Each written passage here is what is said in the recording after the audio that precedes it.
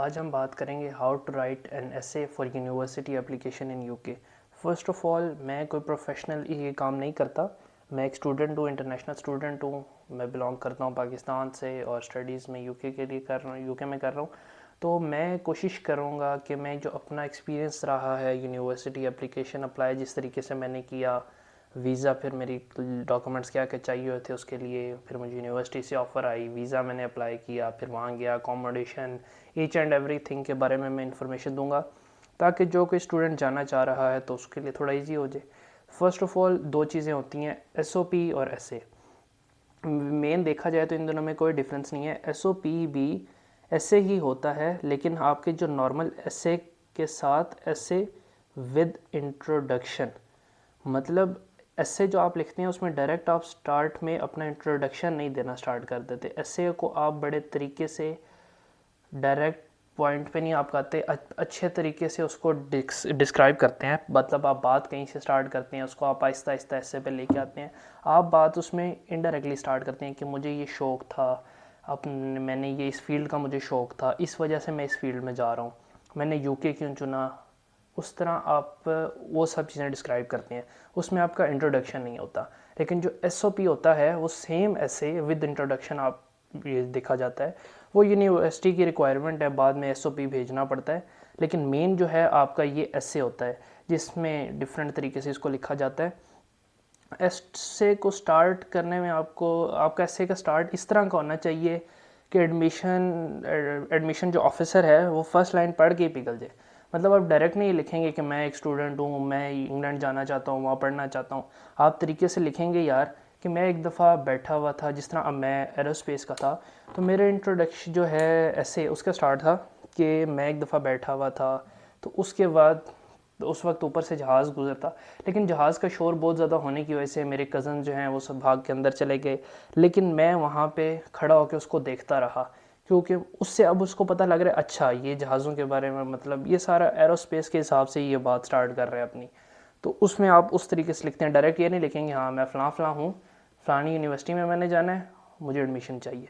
तो उसको बड़े तरीके से ना फर्स्ट लाइन जो आप है ना उसमें वो पिघल जाना चाहिए एडमिशन ऑफिसर। इसमें आप पहले अपना बताते हैं कि आपका कोर्स कौन सा है एसए में। तो क्योंकि अब मेन बात तो हम एसए की करेंगे, क्योंकि जो एसओपी है वो एसए के स्टार्ट में इंट्रोडक्शन है। तो एसए में फ़र्स्ट ऑफ ऑल आप बताते हैं अपने कोर्स के बारे में, लेकिन वो भी आप डायरेक्ट नहीं बताते कि मैं इस कोर्स, जिस तरह मैंने बताया कि मैंने अब स्टार्ट करूँगा कि उसको जिस टाइम मेरी बात स्टार्ट होगी तो उसको बातों से अंदाज़ा हो जाएगा कि इसको इस फील्ड में जाने का शौक़ है, इस वजह से इसने ये कोर्स चुना। फिर उसके बाद हम बताएंगे कि कौन सी यूनिवर्सिटी। अब वो यूनिवर्सिटी का भी हम इस वजह से थोड़ा सा बताते हैं कि हर यूनिवर्सिटी का थोड़ा सा हम ये चेंज करके लिख देते हैं।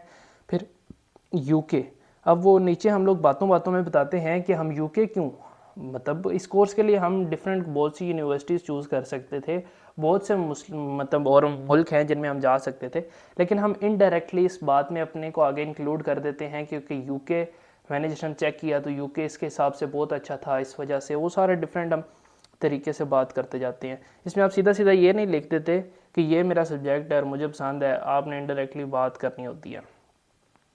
इसमें आप ये भी कह सकते हैं कि मतलब अपने कोर्स से रिलेटेड आपने जो एक्टिविटीज़ की होती हैं वो आपने बतानी होती हैं, कि ताकि पता चले कि आपको कोर्स से रिलेटेड एक्टिविटीज़, ताकि यूनिवर्सिटी को भी पता चले कि अच्छा हाँ इसमें ये एक्टिविटीज़ की हुई हैं, इसमें ये एबिलिटीज़ हैं, तो हमें इसको एडमिशन दे देना चाहिए।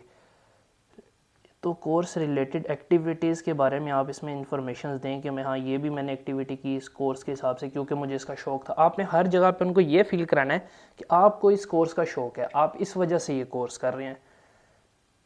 और कि यूनी क्यों चुनी, ये यूके ही क्यों चुना, तो इनडायरेक्टली आप बातें करते हैं कि मैंने रिसर्च किया, ये यूनिवर्सिटी वर्ल्ड रैंकिंग में इस पोजीशन पे है, इस कोर्स के हिसाब से इस रैंकिंग पे है, यूके बहुत मतलब उसमें ये फैसिलिटीज़ मुझे मिल रही हैं। तो वो सारी फैसिलिटीज़ के बारे में आपने बताना होता है कि मुझे इस यूनिवर्सिटी में ये फैसिलिटीज़ क्यों मिल रही हैं, वरना तो आप बहुत सी यूनिवर्सिटी हैं किसी में भी आप जा सकते हो, फैसिलिटीज़ क्या मिल रही हैं, रैंकिंग आप इसकी बता सकते हो कि यूके की ये रैंकिंग है, ये यूनिवर्सिटीज़ की यूके में इस यूनिवर्सिटी की ये रैंकिंग है, ऑल ओवर द वर्ल्ड इस यूनिवर्सिटी की ये रैंकिंग है। तो इसमें और इररिलेवेंट बातें नहीं करनी और इसको इतना कॉम्प्लिकेटेड नहीं कर देना कि आपको पता ही ना चले कि मैं कौन सी बात को किधर लेके जा रहा हूँ। आपने स्टार्ट जो करना है और एंड वो एक सीक्वेंस में चलता है। तो क्योंकि जितना आप इसको ज़्यादा अपनी तरफ से एफिशिएंसीज करोगे वो डिफ़िकल्ट होगा, उतने मेरे ख़्याल से तो आपके चांसेस कम होंगे एडमिशन के, क्योंकि वो कहेगा बस ये इधर उधर की मार रहा है, इसमें कोई इतनी ख़ास इसने रेलेवेंट बात नहीं की।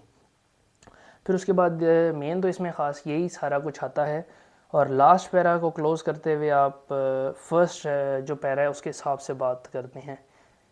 तो मतलब क्यों आपका फर्स्ट और लास्ट पैरा जो है, लास्ट और फर्स्ट पैरा जो है ये लिंक्ड होने चाहिए। वो जिस तरह मैंने पहले बात की कि आप एक फ़्लो में चलते हैं, ये नहीं कि आप इधर बात कर रहे हैं कोई अपने कोर्स की बात कर रहे हैं कि मुझे ये फ़लाना कोर्स है मैं इसमें जा रहा हूँ, साथ ही आप कहते हैं जी कि इंग्लैंड बड़ा खूबसूरत है। तो वो नहीं, आप फ़्लो में चलते आ रहे हैं तो फ़्लो में सारी बात करनी है। आपका फ़र्स्ट और लास्ट पैरा जो है वो बिल्कुल लिंक्ड होने चाहिए।